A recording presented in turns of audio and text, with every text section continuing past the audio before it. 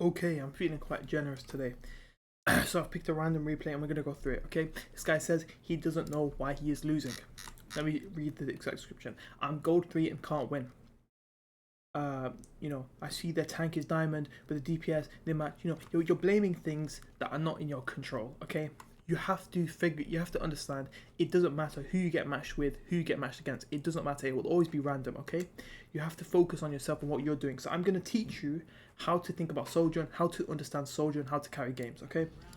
The first thing is just to look at your team, right? Do you have a lot of healing? Yes, you do. You have an Ana, you have a Kiriko, okay? So that means you can play with one of the healers if you feel like you need a pocket. If you feel like you need a lot of healing and you want to be aggressive, you can play with the healers. If you had something like Lucio and Zen, that's not a lot of healing, okay? So you're going to play further back. You're going to take less risks. You're going to maybe flank some more because you can't stand main. You have a Doomfist. So what your Doomfist is going to be doing is going in. He's going to be going in and engaging with your Venture, yeah? So when the Doomfist engages, when the Venture engages, when they go in together, that's when you want to be aggressive. That's when you want to look to get a kill. That's the basic idea of your composition. Then if we think about Sojourn, what is Sojourn good at? Sojourn is good at taking angles. When I say taking angles, when other people say taking angles, what do they mean? They simply mean if the main fight is happening here, down this corridor, if this is the main fight, taking an angle simply means not standing main. This is taking an angle, this is taking an angle, and taking high ground. This is taking an angle, this is taking an angle. It's a flank, it's a very wide angle, but it's still taking an angle. So Sojourn is very good at charging her rail down main, then taking a little angle and looking to get a kill. That's the basic idea. That's what you want to do again and again and again with Sojourn.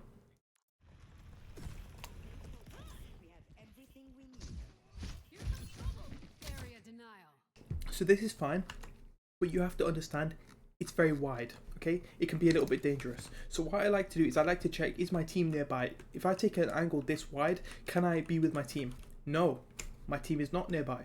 So if I check my team is going all the way this way, maybe I'll come back here, maybe I'll come back here, maybe I'll even try to follow my team through because I can see that both of my healers are going this way. Look, you can see the Ana, you can see the Kiri. So if both my healers are going this way, I should probably try and play closer to my team so I can get help if I need it. Otherwise, if you play here, it's a bit more dangerous. It leaves you alone. So let's see.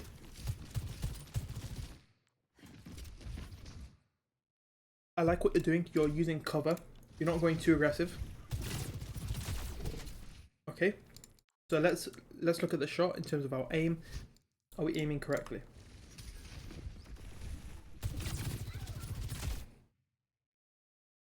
Okay, so you have to. So with Juno, she has quite a predictable movement where she'll double jump and then she'll fall in an arc. But you try to flick upwards, so just be careful about predicting the movement arc. Okay.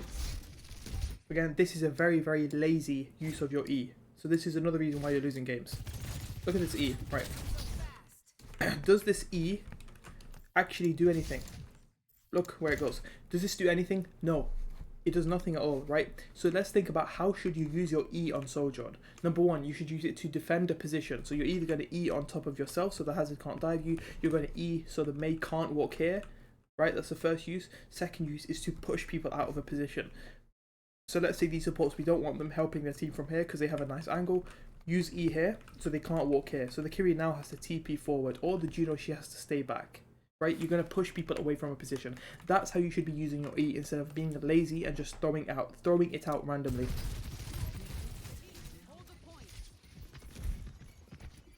This is good. We have a full charged rail. So what we need to do now is, take an angle and look for a target. So we see the Mei, we slide back, and we go for the kill. That's fine. You see the hazard. Very nice. So far, so good.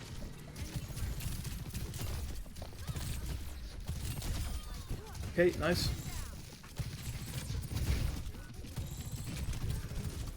So here, again, we have to be very careful of just standing main for no reason, because last time we talked about we can be aggressive when our Doomfist is going in. So here, for example, we can see our Doomfist is not in. He's blocking. He's probably going to go out. So you can see our Doomfist, he's turning the corner. He's hiding, right? And what are we doing whilst he's hiding? We're standing full main. We're eating shots from the enemy team. We should be dead right now. So when it comes to standing main and taking angles, right? You can stand main with your team, but make sure your tank is going first. Your tank is absorbing the pressure so you can shoot freely, okay? Then when your tank starts to walk up, if he, let's say he's got a charge punch, you think he's going to go in, then maybe you can take this angle and you can look for the kills onto the supports.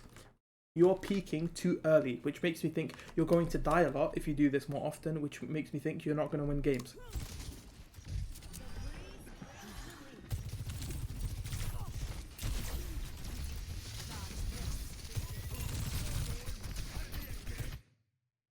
It's fine, this is good. I really like what you're doing. You're standing so the wall is blocking you whilst you're fighting the hazard so nobody else can shoot you. You're doing that really well. We have full charge rail again. Okay, so see, what I'm seeing is you look for the Mei quite often, but what we have to realize is the Mei, she's not really doing anything. She's standing far away, she's firing right clicks. She is not an impactful player from the enemy team. Who is impactful on the enemy team? The hazard. So maybe once his block finishes, we can headshot the hazard and kill him. The tracer, she's doing a lot for the team. The supports, they're pocketing the hazard. So my, question to you is, why do you feel the need to constantly look for the Mei 2 fights in a row when she's not really doing anything for her team? Instead, you can be up here. You can be shooting the tracer. You could be controlling the supports, because at the moment you're going to have your E back soon. So what happens when you jump up here? You throw your E here so they can't walk through, and then you can one-shot the tracer. There's a lot of things you can be doing, but I think shooting the Mei is probably the most useless thing in a way. So now we slide back in, and now we have no slide in the middle of the point when we could be on high ground. So not using high ground is another mistake that we're making.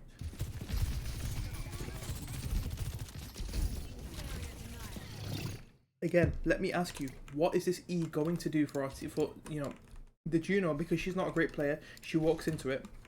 But I want your E to be here, so nobody can walk through the stairs. I want your E to be here, so anyone who walks in this space can't cross to the point. This E is very lazy, and it only gets any damage because the Juno walks into it, which a good Juno player won't do. So already I have a very good idea of why you're not winning games. You're not making any horrible mistakes, but at the same time you're not doing anything to carry. You're just playing like someone who is participating, and not playing like someone who is wanting to carry. The way you carry is to actually get value out of your abilities. So when it comes to your sliding to high ground, sliding to a good angle, when it comes to your railing the right targets, not just perma railing the Mei. When it comes to your E, not just throwing your E like this, throwing your E like this, throwing your E like this on this corner so the hazard can't play here, throwing the E on the corner so the Mei can't cross the corner so it's 5v4. The lazy use of your abilities and the lazy selection that you have for targets. This is why you're not winning games.